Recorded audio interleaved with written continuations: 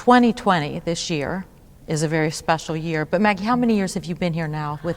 I was hired in late 2003 Okay. to run the campaign to restore the Library and Music Hall. Beautiful. And shortly thereafter became the executive director, and it's truly, it's never easy. No. But it's always gratifying, and more often than not, it's deeply, deeply rewarding. Yeah.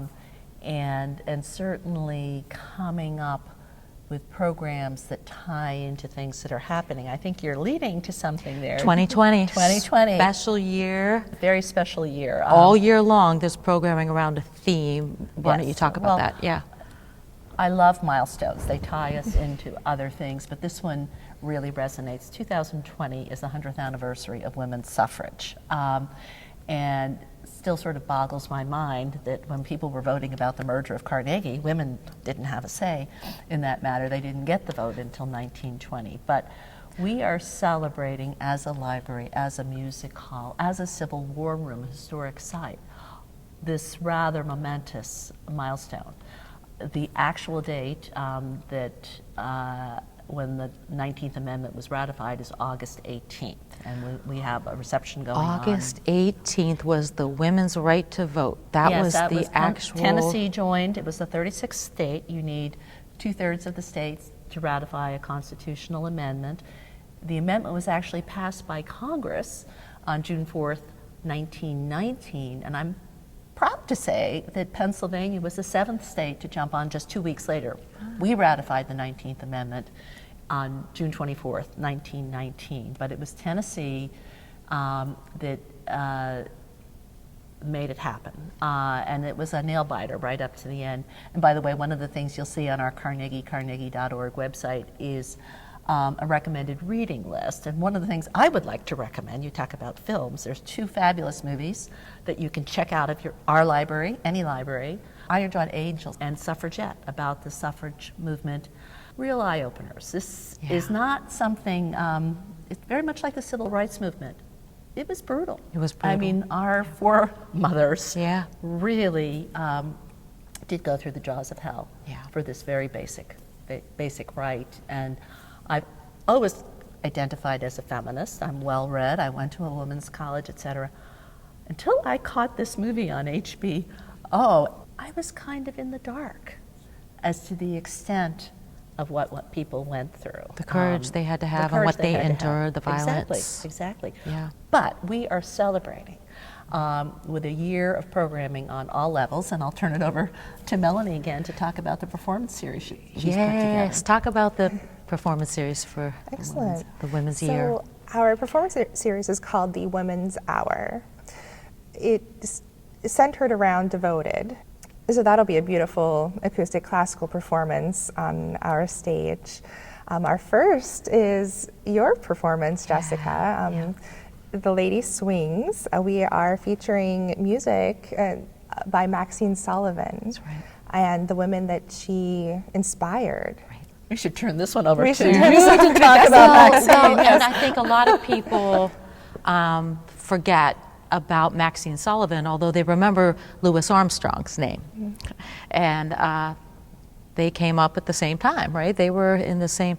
And our film crew today went to Homestead by accident first before they came to Carnegie, PA, right? 'Cause Carnegie. There is a Carnegie Library in Homestead as well. But in Homestead was Maxine Sullivan's birth. That was her birthplace. And Maxine Sullivan, so many people don't remember that she helped to create the vocal style that we call swing. The swing, she put the ing in swing. And I think a lot of people who love jazz music especially, Peggy Lee, Sarah Vaughan, Ella Fitzgerald, Billie Holiday, those names are household names to them. They know exactly who you're talking about, and that list goes on and continues until today, names that are well known in vocal jazz. And it's interesting that Maxine Sullivan is the one who influenced Peggy Lee, and she's the one who influenced Ella and Sarah, and yet we really forget her. So I really hope that we have a wonderful turnout to hear the music of Maxine Sullivan. and those she inspired, because they're the big songs. People think, oh, I don't know any of her songs. Skylark, Come Rain or Come Shine, Night and Day. She sang so many songs that people, Georgia on My Mind. Yeah, She well- sang all those songs. Well, Jessica. Yeah. You know, you're our lady who launches series. You're launching the Women's Hour. You launched Listen Locally Downstairs. But when you came to us and talked about Yeah. Maxine Sullivan, I had to say, Who? who? And of course, your passion and your enthusiasm about this woman this beautiful woman, who had such an impact. I mean, people said she was probably one of the best and most influential vocalists of the 1930s. That's a big decade for music and for jazz and for swing. And I am so grateful to you for taking your passion project and you're performing here with some pretty amazing people. Yeah, we're going to be shining a light on this music and the people who made it with some of our jazz legends here. So guitarist Mark Strickland will be with us, conga player, conga drummer, and percussionist George Jones, who's just wonderful. And then we have a special treat for everybody on saxophone. Lou Stallute is going to be joining us on saxophone. fabulous. Yeah, many people know him. He plays a lot with Roger Humphreys and the RH Factor. Lou in a quartet like that will have a lot of freedom to express himself, and it's just going to be a beautiful night of music. And the way I found Maxine was I was sick with laryngitis one day and wasn't allowed to speak because the voice doctor said, no, it's dangerous. And I was on the YouTube and I found Maxine Sullivan singing Come Rain or Come Shine. And she has just this beautiful, beautiful way, the dialect that was so familiar for a Pittsburgh jazz singer. There are dialects. And you know, she was here first and then she moved to New York. And you know, and they named a street after her, New York City. Well, you said something to us that there was this flash of recognition, the Yeah. Pittsburgh idiom for jazz. You said you thought I- you could have been her student because that's how you sang. I was shocked by, it was like, I sing it like that. And yet I've never heard her. I haven't, but I was influenced by those she influenced, Sarah Vaughan, and you know, it's just amazing that we don't know her better. Now, the pint-sized songstress at 4 feet, 11 inches tall, the pint-sized songstress, they called her. This will be kind of the return of the pint-sized songstress. And I know so many of the people who have learned about her over the last couple of years when I've really been talking about her have gone onto YouTube and found her. She sang up until 1987 when she died. She had a very sang long her career. last concert, because I did my research Yes, after you turned me on. very long career.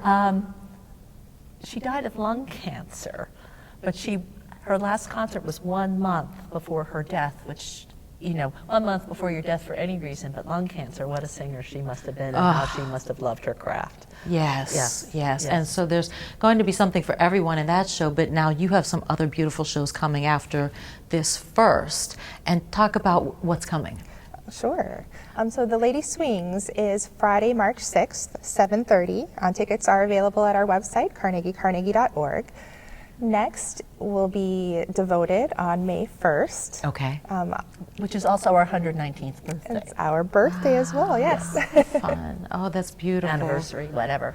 Yes. And so the whole year's worth of programming, carnegie.org is the link for everybody to find all of your different programs throughout the year that talk about women's suffrage and the right to vote and other things as well. Okay. So many upcoming Yeah, other programs, concerts, yes. yeah. Yeah. And part of the Women's Hour this summer, we're working with Leanne Regala, a local singer-songwriter, to put together a women's singer-songwriter series. So each month during the summer, it'll be our third Wednesday, so we'll follow suit with the Listen Locally Downstairs series. We'll feature several female singer-songwriters who are local to Pittsburgh and to the region, and it will be a fantastic series. So I just want to say before we walk around and see some of the spaces together, Carnegie in Carnegie isn't always easily found, even though it's right in the middle of the town, the small town of Carnegie. And there's a gazillion beautiful restaurants now, and people know the shops, but it's up on a little hill. And sometimes, unless you look up, if people knew where Papa Jay's used to be before it burned in the tragic fire, you'd look up and see it. But tell everybody, Maggie, where is this beautiful Okay, building. it depends on where you're coming from. In Carnegie, PA. Yes, I like to say all roads lead to Carnegie, 79, 279, Route 50. Our address is literally 300 Beechwood Avenue, but if you literally get to Main Street and look up, you can't miss this 35,000 square foot building. Our directions are on But our you have to website. look up on the top You of the do hill. have to look, but we encourage people, look up. You'll Yeah. see more of the world if you look up.